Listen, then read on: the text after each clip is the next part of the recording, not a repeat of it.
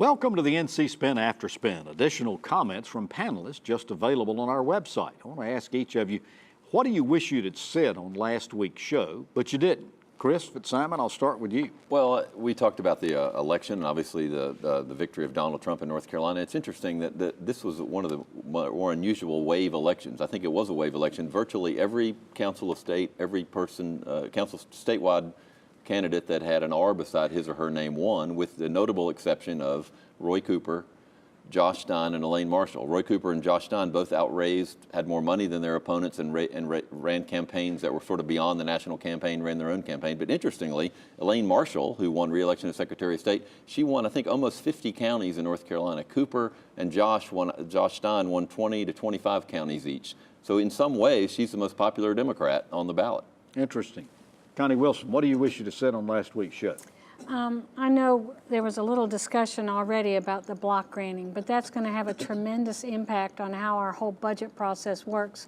We had Medicaid reform that took several years of debate and finally passed the legislation.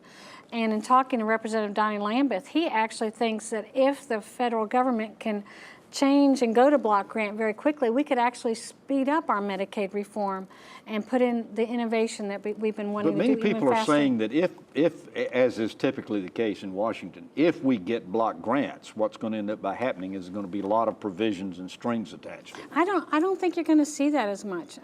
From the legislators I've been talking to who've been talking to their Congress folk, they're hearing that there's not going to be as many strings. They want to block grant this money down to the state level and let them really handle it. So I think it's going to be a definite positive. I'm not hearing negative. So this may be plowing new ground. It's new ground, but it's, that's true, but it's new ground innovatively that saves money. Why ship it up to D.C. and have it come back down? Yeah. All right, Dennis, what do you wish you'd have said on last week's show? Well, as mentioned, we talked a lot about the election, and you look at some paradigm shifts that have occurred in the state and politics, and you go down to the southeastern part of the state and look at counties like Richmond County, Robinson County, counties like that voted for Trump.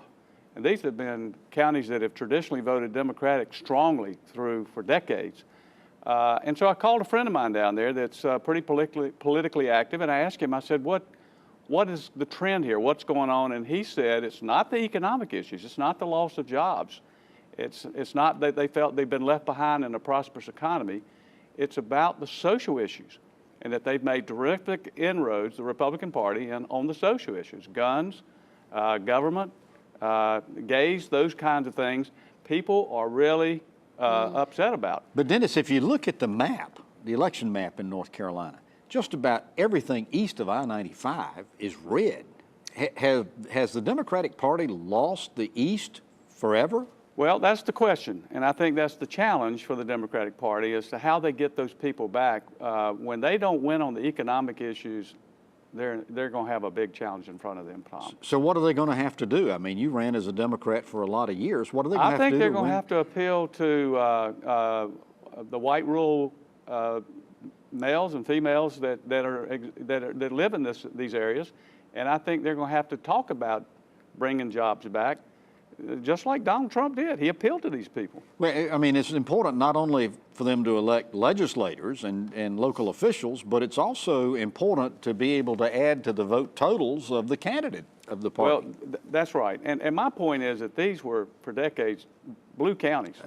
Totally. I mean, it was just like a given that they would vote for the Democratic ticket in these counties, and it didn't happen this time. That's a sign that the Democratic Party has its work cut out for it. John, what do you wish you'd have said on last week's show? Well, Tom, we mentioned a couple of different times the Supreme Court race, Mike Morgan versus Bob Edmonds, and in fact, Dennis made the point about ballot order in the election, explaining the Mike Morgan's victory and how that's a possibility. If you look at the elections with any degree of objectivity, you have to conclude that Mike Morgan was elected to the Supreme Court because lots of voters thought he was the Republican candidate. Okay, I've talked to voters who thought that. If you look at the vote totals, you will see in counties where the Republican Court of Appeals candidates won 2-1, Mike Morgan and Bob Edmonds tied. It is highly implausible. There were lots of voters in these counties that carefully chose Richard Dietz for Court of Appeals and Mike Morgan for Supreme Court. So will of the voter in this case is actually unclear. Now, the remedy for that problem is a different question. That doesn't mean that you should necessarily do any particular remedy, but this is a serious problem that the legislature frankly screwed up. They created an election that did not, in my opinion, provide an accurate will of the voter. And at the very least, we should realize nonpartisan judicial elections for Supreme Court and Court of Appeals are fraught with peril and foolishness. We should get rid of them. If we're going to elect judges at all, put the party labels on them. In the Court of Appeals race, way more people voted than in the Supreme Court race. But that makes the court political, does it not? The court is already political. Mike Morgan was the Democratic candidate supported by the Democrats, but it wasn't on the ballot. Lots of Republican-leaning voters who voted for Trump and Burr and McCrory and all the Court of Appeals races voted for that other Republican. He was first on the ballot, Mike Morgan. That's a problem. Yeah. Well, thanks for watching the After Spin. We'll have more video all during the week on ncspin.com.